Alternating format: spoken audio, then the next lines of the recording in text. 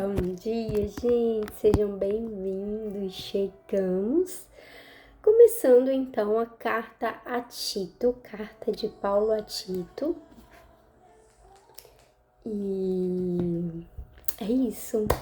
Chegamos a mais um livro, como eu disse. Estamos quase finalizando aí as cartas de Paulo, né? Ontem a gente viu ali um pouco, né, do que Paulo estava falando a Timóteo, finalizando já quase, sabendo que estava chegando a sua hora de partir, de estar com o Senhor, e mostrando como ele completou a carreira dele, né? E dando essas instruções. E aí em Tito ele vai fazer a mesma coisa, se eu não me engano aqui o livro de Tito me parece ser a última que ele escreve.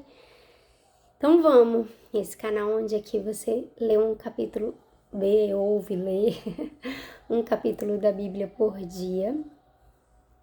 Estamos aqui desde Gênesis, na verdade eu comecei como lives lá no Instagram, comentando desde Gênesis, aí aqui no YouTube eu entrei em Reis, e aí a partir do Segundo Testamento eu fiquei só aqui mesmo, e é isso. Sou muito grata pela oportunidade de poder compartilhar, de entender, de estar ajudando algumas pessoas, ainda que sejam poucas, de estar podendo trazer uma nova dimensão da palavra de Deus, né? Uma nova consciência a respeito disso, né? Muita gente já fala sobre isso, tem muita gente aqui na internet, mas eu considero que este canal é único, é diferenciado. Então, espero que você esteja gostando.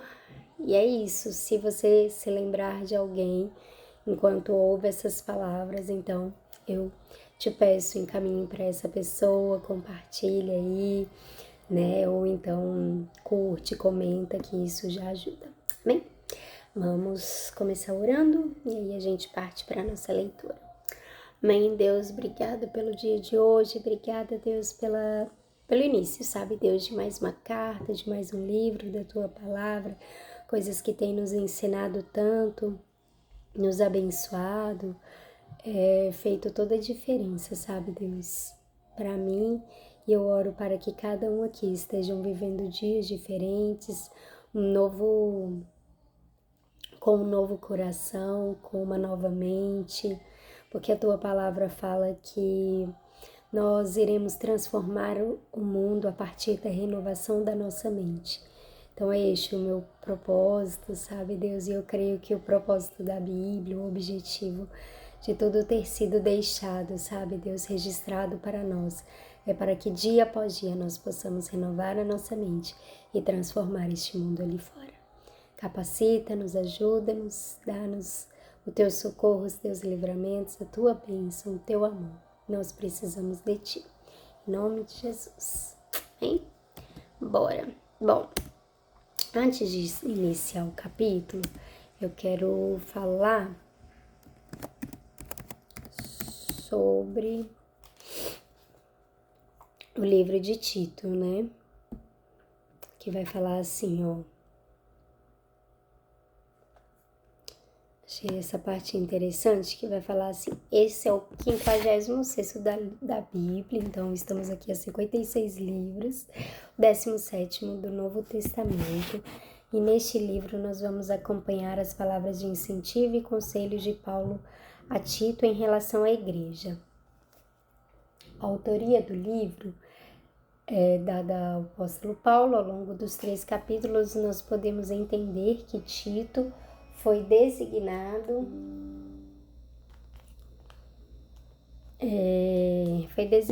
para orientar os cristãos que estavam na ilha de Creta, local onde havia pouco conhecimento sobre as doutrinas do Senhor. O apóstolo então escreve a Tito a fim de o aconselhar e o guiar durante sua missão. Um dos principais conselhos dados por Paulo a ele foi em relação à escolha de bons anciãos ou presbíteros para a igreja em Creta, o modo como eles deviam ser instruídos.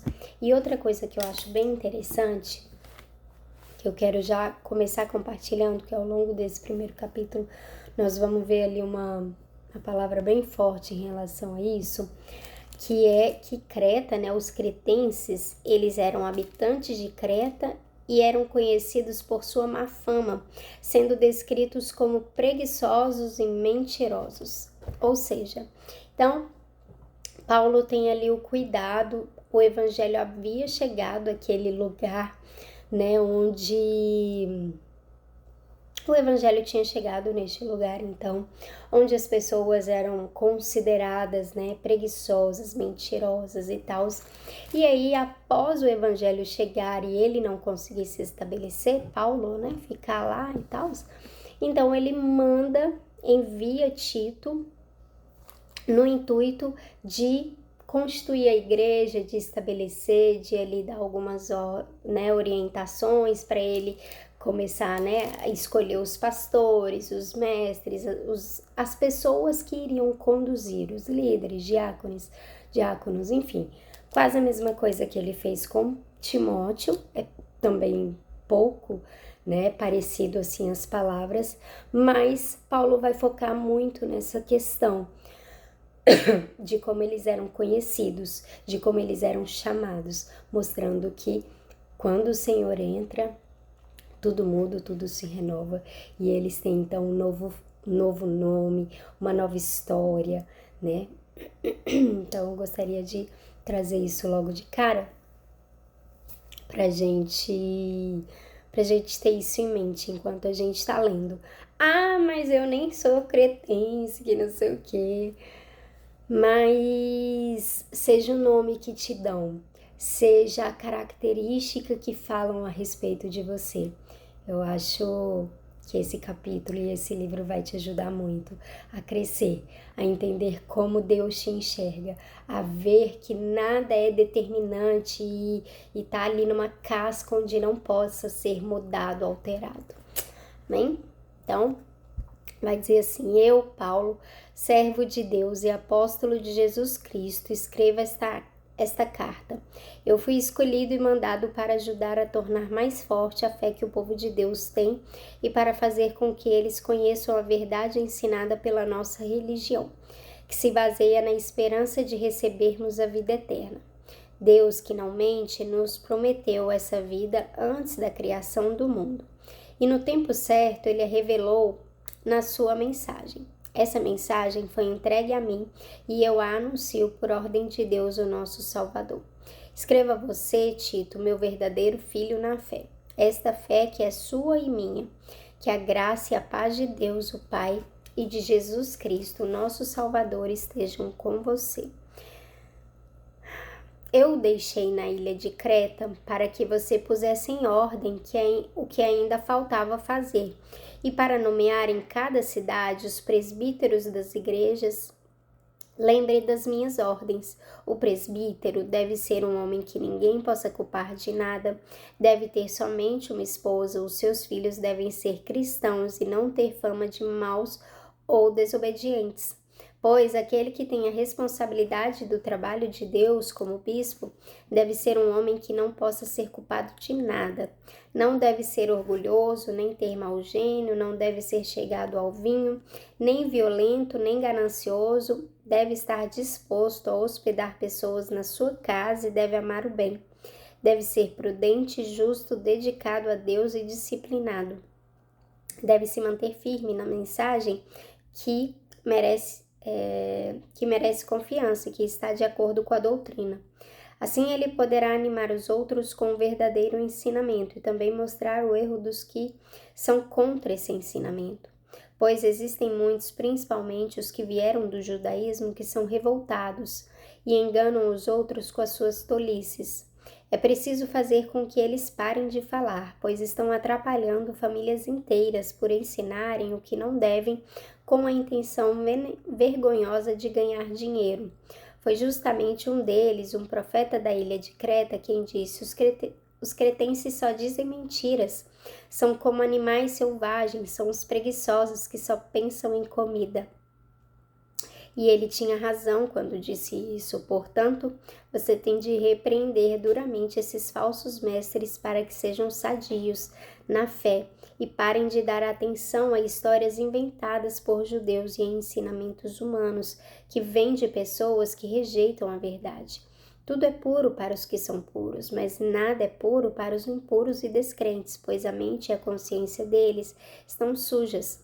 Eles dizem que conhecem a Deus, mas o que eles fazem mostra que isso não é verdade.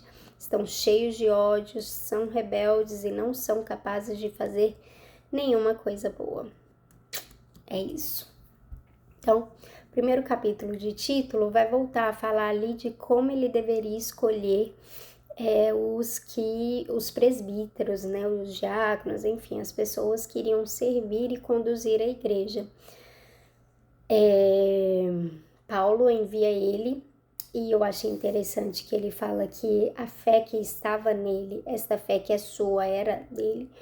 Então, Paulo escolhia a dedo as pessoas que iria colocar ali para constituir. Para quê? Para que eles tivessem o mesmo pensamento, sentimento, tivessem ali tido contato com Paulo, com as revelações, para que pudessem então fazer da maneira, não de Paulo, mas da maneira que Deus tinha entregue a Paulo, né? Se Paulo não podia estar, então Paulo estava enviando quem podia e enfim, é isso. E aí, e tanto para Timóteo quanto para Tito, Paulo fala isso, né? Paulo fala que eles tinham a mesma fé. A gente já falou isso aqui em textos passados, né? Essa importância de você compartilhar, sabe, com outra pessoa da mesma fé. Agora, recentemente, eu encontrei uma pessoa, conheci uma pessoa que, tipo, eu nem acredito que existe. Porque eu sou assim, gente, eu gosto, sabe? Sabe quando a palavra de Deus fala assim, a sua boca vai falar do que o seu coração tá cheio? Então, graças a Deus, minha mãe, Deus colocou uma pessoa aqui na minha casa, na minha vida, que também tem esse coração cheio de Deus. E então a gente consegue compartilhar muitas coisas, né, gente? Minha mãe, quando eu tô pra baixo, minha mãe tá, sempre ali em oração, em guerra. Minha mãe é tipo uma velhinha do coque. Brincadeira. Mas verdade. Mas eu sentia falta de amizade, de pessoas assim, né? Não da minha casa. E assim, com o mesmo pensamento que eu a respeito da igreja, a respeito do que fazer, a respeito... E recentemente eu encontrei uma pessoa muito alinhada, muito parecida. Ai, gente, é tão bom. É tão bom, então é isso, sabe? Ainda que Tito e Timóteo fossem mais novos que Paulo, Paulo tinha plena confiança em mandá-los, porque, primeiro que eles tinham aprendido e eles tinham desenvolvido o coração de Paulo pelas pessoas, pela cidade, sabe? Além disso, Paulo tinha aí Lucas, né? Tinha outros também, tinha uns que deixavam ele, mas enfim. E é isso.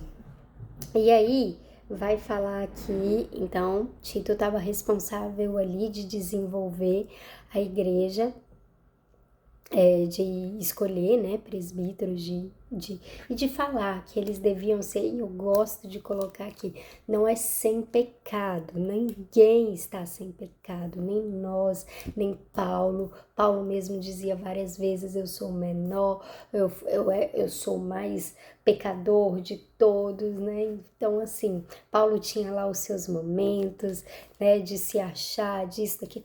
Não é sem pecado, é irrepreensível. São pessoas das quais você não tem do que falar. Daniel, da última vez que eu falei aqui, né, eu dei exemplo de Daniel, um profeta aqui da Bíblia, lá do Antigo Testamento. Ele era um homem irrepreensível, mas não sem pecado, né? Todos nós carecemos da graça de Deus, mas tem pessoas que a gente vê assim que não erra por querer, não se erra é por falta de conhecimento ou por entender que aquilo é o certo, entendeu? Mas sabe, a pessoa Irrepreensível é aquela que, tipo, poxa, sabe rever o seu caminho, sabe? Então, não é aquele tipo de pessoa que enfim, irrepreensível. Vai no dicionário qualquer coisa e veja isso. Meu tempo tá acabando e eu quero falar ainda de outra coisa. Vai também dizer que as pessoas do judaísmo, né, os judeus, então, tinham alguns judeus ali e eles viravam e eles falavam a respeito daquele povo assim, ó. Foi justamente um deles, um judeu, um profeta da ilha de Creta, quem disse, profeta ainda por cima, olha só a força das palavras, né? A força da palavra de um profeta. Cara, você é um profeta, a partir do momento que você lança uma palavra, aquela palavra, né, tende a se enraizar na pessoa, no coração da pessoa. Então ele dizia assim: os cretenses só dizem mentiras, são como animais selvagens, são os preguiçosos que só pensam em comida. Tem outra versão aqui, ó, que vai falar assim: um deles, seu próprio profeta, disse: os cretenses são sempre mentirosos, bestas ruins, ventres preguiçosos. Já pensou?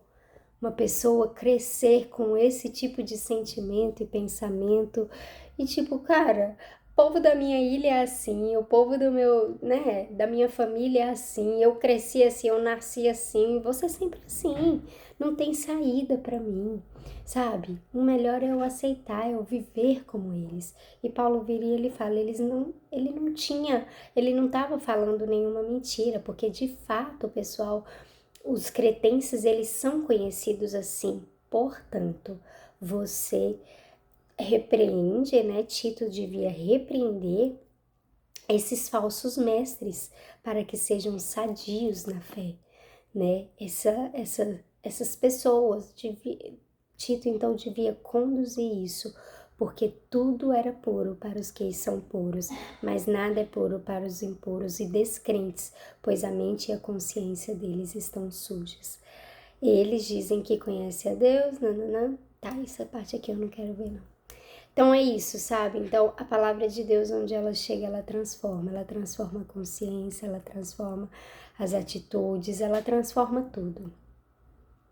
E então Tito, ele tinha essa responsabilidade aí de estar encontrando pessoas das quais poderiam, sabe, inculcar a palavra de Deus naquelas pessoas e mudar, transformar. Ontem, para finalizar, meu tempo já tá acabando. Para finalizar, então, ontem eu estava lendo uma reportagem, né, e falando sobre São José dos Campos. Aí falando assim, o título da notícia era assim, da matéria: esqueça Suíça e Noruega. Existe uma cidade no Brasil onde tem a maior, onde foi considerada pelas comunidades internacionais, né, a comunidade com maior, o lugar, né, a cidade com maior qualidade de vida. E vocês sabem que Suíça não tem, tipo, são lugares exemplos, modelos, Suíça e Noruega. E aqui no Brasil nós temos uma, e esse lugar é São José dos Campos, uma cidade em São Paulo, uma cidadezinha em São Paulo, cidade interior, não é uma cidadezinha qualquer. E lá, gente, eu lembro de ter visitado quando eu fui numa conferência da igreja da cidade. E aquela igreja, ai, meu coração chega, se emociona. Aquela igreja, ela tá situada num lugar alto. E ela é uma das maiores, se eu não me engano, ela tem 24 mil membros, só na cidade. Claro, tem outras, né, mas tem. E aí, tem uma casa de oração assim que dá para ver a cidade inteira. E eu não tenho dúvida de que os pastores e as pessoas daquela igreja levantam as mãos sobre aquela cidade, declaram palavras e elas estão ensinando as pessoas na palavra de Deus, porque vários deles congregam naquele lugar. E não somente isso, eles participam ativamente do governo, da política, da cultura, no evangelismo. Eu sei que eles vão até mesmo em casas de festas, né, boates, pubs. Eu sei também que eles têm políticas de tipo, o que a gente pode contribuir para a sociedade? A gente pode pintar esse muro aqui dessa escola, a gente pode, né? Fora isso, o prefeito de lá, ele busca ouvir tanto a igreja quanto o restante da população. Eu não tenho dúvidas de que isso é o que tem feito aquela cidade estar se colocando nesse patamar de qualidade de vida. Suíça e Noruega, como vocês sabem, muito provavelmente não tem Deus, né? Lá parece que é bem apóstata, assim. Mas é isso, uma cidadezinha do Brasil tá sendo reconhecida aí por isso. Passei demais do meu tempo. É isso, Deus abençoe, gente. Amanhã a gente volta com mais, se Deus quiser. Tchau, tchau.